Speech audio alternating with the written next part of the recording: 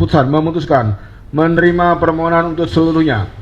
Menyatakan informasi salinan ijazah atas nama Joko Widodo yang digunakan sebagai peserta pencalonan Presiden RI periode 2019 dan 2022 merupakan informasi yang terbuka.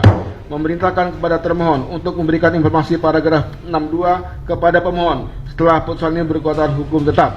Pada persidangan nanti kami akan minta ke majelis untuk dipanggil itu Pratikno. Ini penting. Dan Jokowi. Kedua adalah Jokowi. Kenapa ini penting? Ada banyak hal yang tidak dilakukan oleh KPU untuk membuktikan ijazah itu benar asli atau benar palsu. Jokowi itu adalah alumni yang sudah terlalu lama. Mereka kuliah itu dari 83 sampai 85. Jadi banyak arsip yang sudah tidak ada. Tapi ada yang menarik. Menurut saya ini menggelitik gitu ya. Sebentar akan dijelaskan. Itu adalah berkaitan perdebatan teman-teman soal foto. Kacamata. Jadi dalam ijazah Jokowi yang diperlihatkan gitu ya, itu ternyata adalah berkacamata. Pihak UGM pada sidang yang lalu menjelaskan bahwa ada peraturan dari kampus yang ditandatangani oleh wakil rektor pada saat itu bisa pakai kacamata. Saya tidak membantah peraturan itu karena kita pun juga belum diperlihatkan. Yang menarik adalah karena kok dokumen peraturan itu bisa dia temukan, tapi KHS dan dokumen skripsi dan lain-lain, dokumen untuk kemudian pelaporan KKN itu tidak ada. Yang tebalnya, dokumen yang tebal tidak ada, tapi yang selembar itu ada. Dan tahun 83, tahun 84 gitu ya. Jadi itu yang menarik untuk kita menjadi pertanyaan-pertanyaan yang harus kita klarifikasi. Jadi ada banyak dokumen yang belum dan kita akan meminta sebentar semua dokumen itu akan diperlihatkan. Itu yang untuk UGM. Yang kedua adalah berkaitan dengan KPU. Karena banyak perdebatan yang tidak bisa diklarifikasi oleh KPU, maka akhirnya majelis kemarin memutuskan pas sidang yang tahun lalu itu menyatakan sidang di tempat untuk memeriksa beberapa dokumen. Bagi kami adalah, sekali lagi saya ingin menyatakan bahwa pihak KPU pernah menawarkan memperlihatkan ijazah kepada kami. Salinan ijazah. Tapi itu ada beberapa yang ditutup dan hanya bisa dilihat, tidak bisa diraba, tidak bisa dipoto. Perlu teman-teman pahami, dalam Undang-Undang Komisi Informasi, kebebasan informasi itu adalah hanya dua. Dikecualikan atau bisa dibuka, diakses. Tidak ada disebut, kalau dia sudah nyatakan terbuka, ya udah, buka gitu loh. Nah ini kemudian kita hanya bisa dibawa untuk melihat itu, tidak bisa. Yang ketiga adalah, dari UGM ini untuk KPU ya, keanehan lain adalah bahwa KPU menyatakan tidak melakukan verifikasi faktual terhadap kebenaran ijazah Jokowi pada saat baik mendaftar di Surakarta, tidak ada itu verifikasi, mendaftar di DKI Jakarta sebagai calon gubernur, tidak ada verifikasi faktual juga, sudah faktual ya, termasuk pada saat mendaftar capres di KPU RI tidak ada verifikasi. Teman-teman perlu pahami bahwa ada PKPU yang mereka buat sendiri. Salah satu tahapannya adalah tugasnya KPU memastikan seluruh dokumen itu benar. Memang tidak disebut seluruh dokumen itu asli, tapi benar. Pertanyaan kami adalah di persidangan lalu, dan mudah-mudahan sebentar bisa dijawab, apa argumentasi Anda, bagaimana proses Anda melakukan sampai Anda yakin itu benar, sementara Anda tidak melakukan verifikasi faktual. Itu di KPU. Itu untuk pengantar dari saya. Selanjutnya ke Bu Leoni. Yang ketiga adalah soal Polda. Ini saya perlu klarifikasi. Nanti akan dijelaskan oleh Bu Jami ya. Polda sekarang proses untuk sengketa informasi juga. Oke, saya Bu Leoni dulu. Oke, terima kasih. Untuk yang keseluruhan permohonan kami kan melibatkan 3 pihak ya.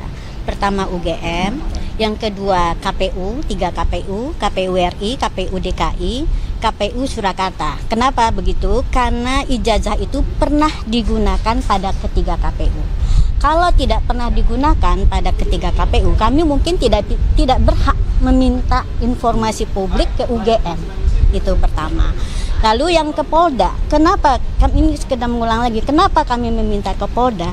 Karena UGM menyatakan pada jawaban bahwa semua dokumen yang kami minta itu katanya sudah diserahkan ke Kapolda, ke Polda Metro Jaya untuk barang bukti. Barang bukti nanti 500-an dijelaskan lebih. ya. Ya. Oke, kenapa itu Ya. diminta padahal di Polda Hanya pencemaran nama baik ijazah. oke, seperti itu. Lalu 3 KPU ini sebetulnya yang kami minta itu adalah benar-benar informasi publik. Pada persidangan pertama, KPU sudah menyatakan itu adalah dokumen yang memang terbuka. Tetapi KPU bertahan untuk menutup sebagian informasi, padahal informasi yang ditutup itu adalah informasi yang jelas-jelas bukan yang dikecualikan, karena itu menyangkut tanda tangan, ya, tanda tangan dan isir. Itu adalah suatu informasi yang justru menyatakan ijazah, salinan ijazah yang digunakan itu legal atau tidak, malah itu yang ditutup. Ya. Oke, ini kesalahan dari KPU sendiri untuk memahami informasi yang dikecualikan, dan kami nanti akan bertahan pada hal itu. Yang lalu untuk UGM dalam persidangan sebelumnya sudah menyatakan bagian-bagian dokumen yang dinyatakan tertutup dan terbuka umumnya adalah terbuka kecuali yang menyangkut nilai. Dan salah satu yang kita sangat penting bagi semua, skripsi itu dinyatakan terbuka. Oke. Jadi ada beberapa dokumen penting karena kami itu tidak hanya meminta ijazah tetapi adalah untuk meminta semua dokumen yang diperlukan yang dihasilkan selama proses kuliah yang nanti akan membuktikan bahwa pemilik ijazah tersebut benar terlibat di dalam proses akademik tersebut dan benar bahwa sudah mencapai tahap untuk dinyatakan lulus dan berhak atas ijazah itu. Dan kami meminta itu juga bersamaan dengan meminta SOP, prosedur kebijakan dan aturan-aturan lain yang terkait dengan penerbitan semua dokumen. Seperti misalnya aturan DO yang berlaku saat itu, kemudian dan misalnya kurikulum, karena ini menyangkut berapa SKS, karena kan beliau ini termasuk lulus tepat waktu tetapi dengan informasi bahwa IPK-nya yang meragukan itu. Jadi itu yang akan kami minta. Oke, cukup sekian dari saya. Terima kasih. Oke, makasih. Bu Neni, ini ada Bang Jemi soal Polda ya, tapi saya tambahkan dulu satu berkaitan sama soal ijazah. Jadi ada beberapa klarifikasi kita yang belum terjawab dari KPU, termasuk soal legalisir yang tidak ada tanggal waktu pada saat legalisir. Sekali lagi KPU hanya menjawab bahwa akan di cross check kalau ternyata dalam ijazah itu legalisirnya itu ada daluarsa. Saya pada saat itu bertanya di rapat, kalau ternyata tidak ada tanggal, apakah ada verifikasi? Kata. Jadi ada banyak hal misteri yang harus kita bongkar. Nanti soal ijazah Bang Rismon kasih tuntas ya, jelaskan. Ada Mas Lukas.